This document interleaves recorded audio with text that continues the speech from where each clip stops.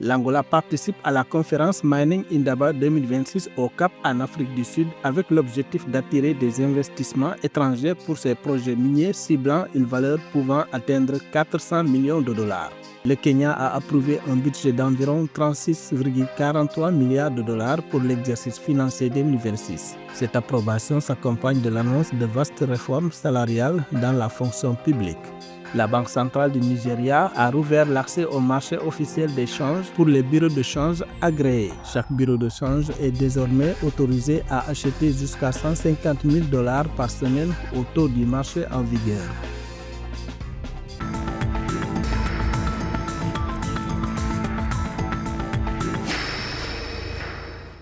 L'Angola présente à la 32e édition de la conférence et exposition internationale Mining Indaba 2026 du 9 au 12 février au Cap en Afrique du Sud affiche un objectif clair, attirer des investissements étrangers et consolider des partenariats stratégiques dans le secteur minier, notamment pour des projets dont la valeur pourrait atteindre 400 millions de dollars. Une importante délégation comprenant 13 entreprises nationales est mobilisée pour promouvoir le potentiel minier du pays.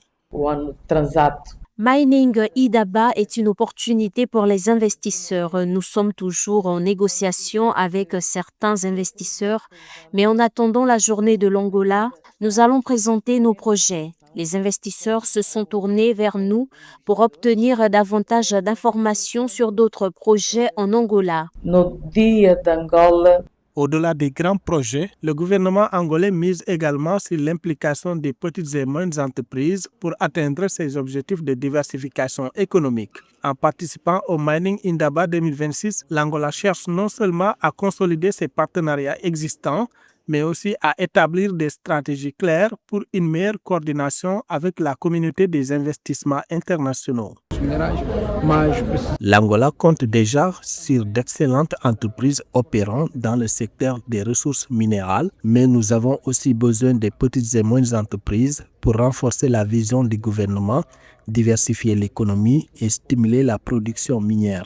En tenant compte des spécificités géologiques, il existe des gisements et des minéraux que les grandes entreprises ne possèdent pas, ce qui rend les PME intéressés par ces opportunités.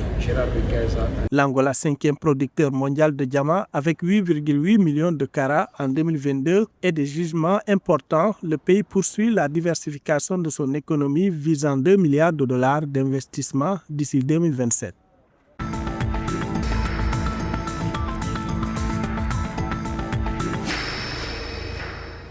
Le Kenya a approuvé un budget de 4 700 milliards de shillings kenyans, environ 36,43 milliards de dollars pour l'exercice financier 2026. Cette approbation s'accompagne de l'annonce de vastes réformes salariales dans la fonction publique. Ces réformes font suite à un audit gouvernemental qui a révélé de graves défaillances de gouvernance, des lacunes en cybersécurité et des paiements non autorisés. Les mesures immédiates comprennent la certification obligatoire en cybersécurité et la création d'unités d'audit de la paix dans les entités publiques.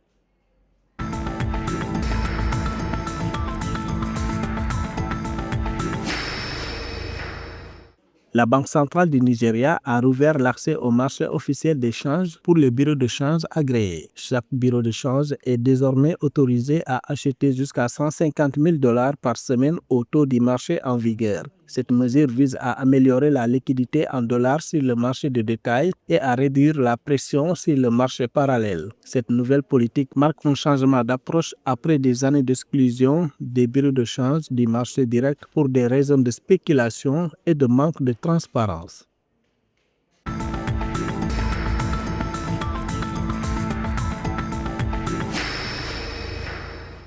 La Banque des États de l'Afrique centrale, BEAC, a lancé une nouvelle opération principale d'injection de liquidités sur le marché monétaire de la CEMAC. Le montant de cette opération est de 500 milliards de francs CFA. Elle vise à affiner le pilotage de la liquidité bancaire dans une région confrontée à des tensions de trésorerie persistantes. L'opération, formalisée par un appel d'offres du 9 février 2026, s'inscrit dans la stratégie de gestion de la liquidité par la Banque centrale. Elle offre aux établissements bancaires de la CEMAC un outil tactique pour répondre à leurs besoins de liquidité à court terme, notamment pour le financement des États et des entreprises.